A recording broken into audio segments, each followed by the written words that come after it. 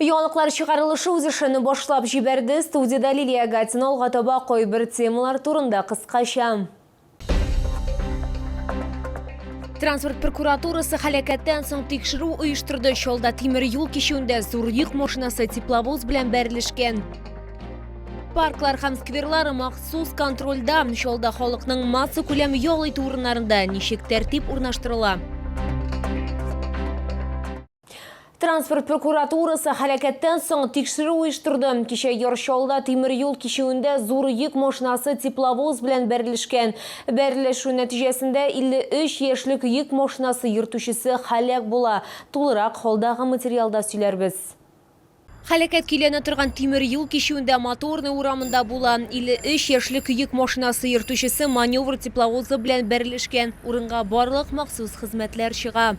Водитель автомобиля марки «Шахман» 1972 года рождения, двигаясь по улице Моторной со стороны улицы Металлургическая в направлении улицы Промышленная, по предварительным данным не выбрал скорость, обеспечивающую безопасность дорожного движения, не справился с управлением, выехал в кювет, вследствие чего совершил столкновение с тепловозом под управлением мужчины 1960 года рождения.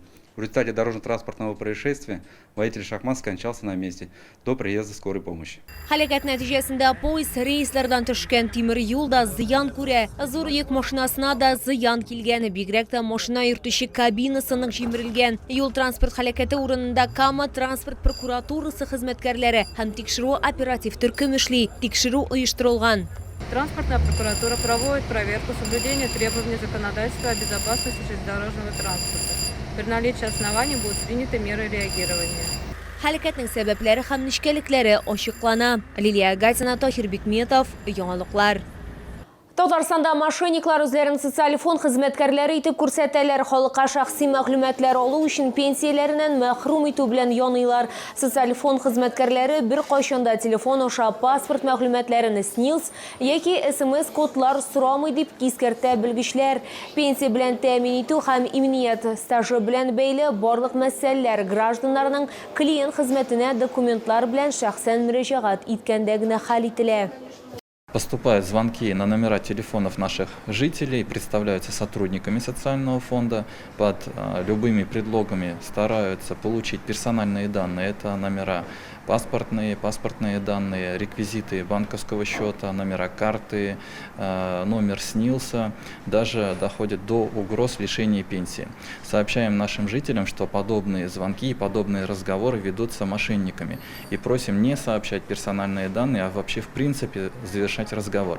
Шикле шалтырату килгәндә сөйләшүне кичекмәстән туктатырга һәм полициягә мөрәҗәгать итәргә кирәк. Өстәмә мәгълүмат яки консультация алу өчен гражданнар бердәм контакт үзәк операторына мөрәҗәгать итә алалар. Телефон номерын сез үз экраннарыгызда күрәсез. Әгәр сезне берәр проблема борчыса яки шатлыклы хәбәр җиткерәсегез килсә, безнең Макс кушымтасына мөрәҗәгать итегез. Фотосурәтләрегезне һәм видеоларыгызны 8939 311 31 31 телефоны буенча көтеп калабыз.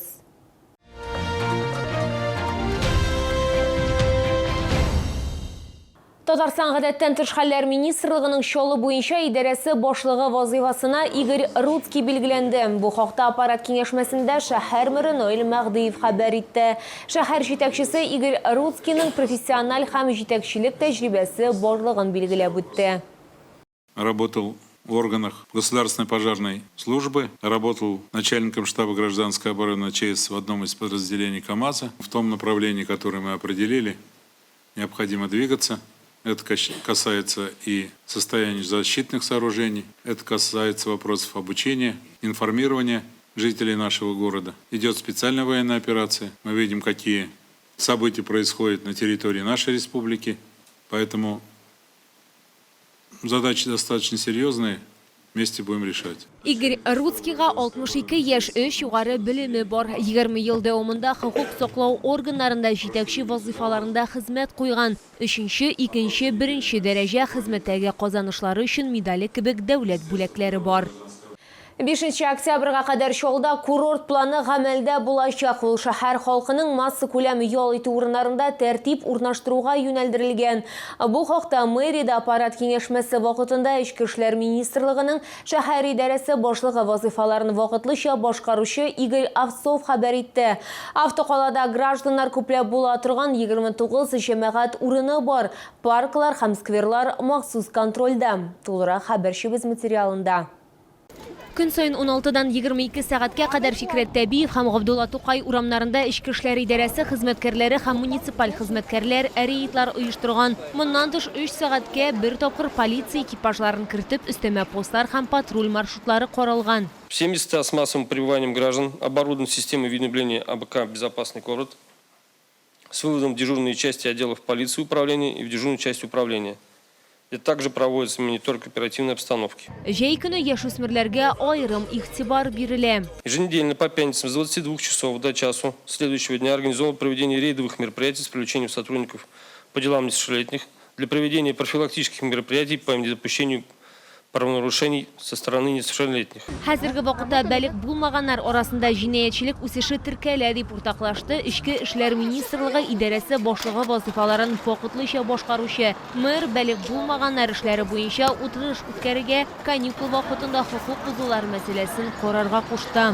Погода благоприятная для отдыха на общественных пространствах. Большое количество массовых мероприятий с большим количеством граждан, детей и подростков проходит на наших общественных пространствах. Их достаточно много, главы районов.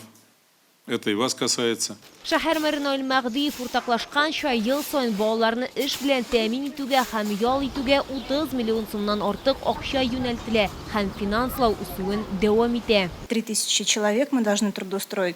По состоянию на 10 июля у нас работает 1729. В августе еще будут трудоустроены более чем 1300 человек. Всеми видами труда и отдыха нужно детей занимать. Җәй көне автокалада, саф һавада күп санлы масса күләм чаралар планлаштырылган. Булар ишегалды бәйрәмнәре, иҗат коллективлары чыгышлары, кино һәм мультфильмнар күрсәтү. Шәһәр халкының иминлеге беренче мәсьәлә дип ассызыклады Наил Мәгъдиев. Все это, безусловно, должно быть под контролем и управления охраны общественного порядка исполнительного комитета и участковых уполномоченных. Посмотрите на поведение наших граждан в общественных местах. Парки, скверы, есть сигналы, они поступают в части употребления спиртных напитков в общественных местах. Мэр район башлыкларына үз территорияләрен махсус контрольга алырга һәм иртәнге вакытта гына түгел, кичке вакытта да обход ясарга кушты. Лилия Гатина, Сергей Вильданов, Яңалыклар.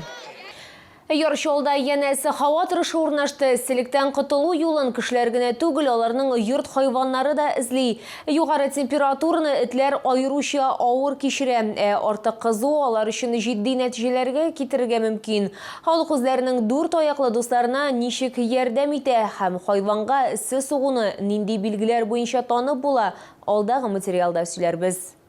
Югары температураны этләр кешеләргә караганда авыррак кичерә. Бу хакта ветеринарлар кисәтә. Шәһәрдәшләр әйтүенчә, алар хайваннарын иң кызу вакытта 12-дән 3-кә кадәрге йөрергә чыгармаска тырышалар һәм мөмкин булганча күләгәдә йөрүне кулай күрәләр. Он очень любит в тенечке полежать, а тут парки, по большей части в парке приводим, водим его гулять. Вода, вот сами видите, с собой всегда берем воду, и если возможность где-то окунуться в водичке, мы ему такую возможность предоставляем. Эт хуҗалары сүзләренә караганда, эссе сугынның төп билгеләренең берсе сүлпәнлек. Хайваннар салкынча урын эзлиләр. Алга таба барудан баш тарталар һәм азрак хәрәкәтләнергә тырышалар. Вяло просто становится. И все, и пить просит. Иногда лает, когда сильно пить хочет. Только поить больше никак, по теньку ходить и все. Больше ничего не сделаешь. Ну, пострижем еще. Сегодня, наверное. Знаете, не было ей плохо от жары, но она такая вяленькая бывает, лежит, найдет место где-то на полу, где холодно, прохладно. И вот она там лежит. Она у меня, например, ищет прохладу и прям ложится. Она ложится, отказывается идти куда-то. Я ее беру на руки. Но это не прям ей плохо. Я просто все время слежу и предупреждаю. Если я вижу, что собака у меня уже стала вялой, легла, отказывается идти, то да, уже на руки и быстрее домой. Әгәрдә эт урамда авыр сулый, як-якка янтайып йөри башласа, әтеле ачык кызыл яки кызгылт төскә кергән икән, бу эссез сугу билгеләре. Обратиться в ветклинику обязательно, потому что последствия могут быть разные. Это нагрузка на почки, на головной мозг, отек может быть головного мозга, и на сердце нагрузка также. Белгечләр искәртеп узганча, эссез сугуның беренче симптомнары булганда этне күләгәгә күчерергә, тәпиләрен һәм колакларын бүлмә температурасындагы су белән чылатырга кирәк. Лилия Гатина, Яна Вальдзу, Тахир Бикметов, Яңалыклар. Бу сезгә җиткерәсе соңгы мәгълүматыбыз иде. Мин Лилия Гатина, сезнең белән сау булашам. Исән имин булыгыз.